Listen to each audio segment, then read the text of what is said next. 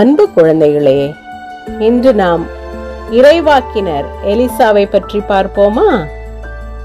இவரை பற்றிய விளக்கங்கள்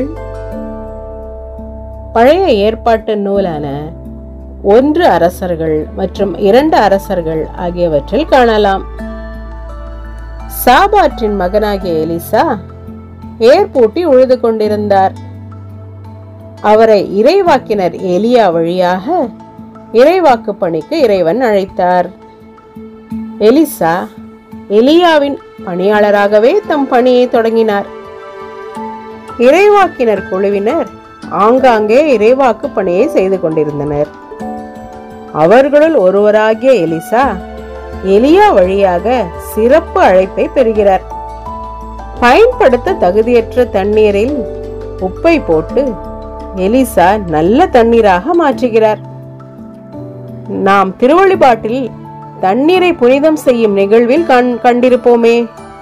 தண்ணீரில் உப்பை கலப்பது எலிசா செய்த செயலின் அடிப்படையில்தான்.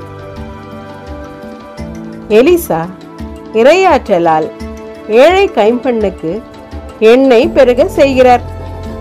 சுனேமிய பெண்ணின் இறந்த மகனை உயிர் பெற செய்தல் போன்ற அரும் அடையாளங்களை செய்கிறார். பல வியத்தகு செயல்களை செய்பவர் ஆகிறார்.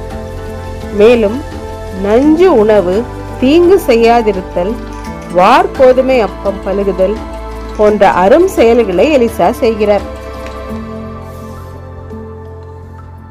ஆணவத்தின் மொத்த உருவமாக விளங்கிய சிறிய நாட்டு படை தளபதி தொழுநோயாளர் நாமானுக்கு யோர்தான் ஆற்றில் மூழ்குதல் மூலமாக நலமழித்து பாடம் புகட்டினார் எலிசா. இறைவாக்கினர்கள் ஜோதிடரோ அரும் செயல் செய்பவரோ என்று அடையாளப்படுத்த தேவையில்லை.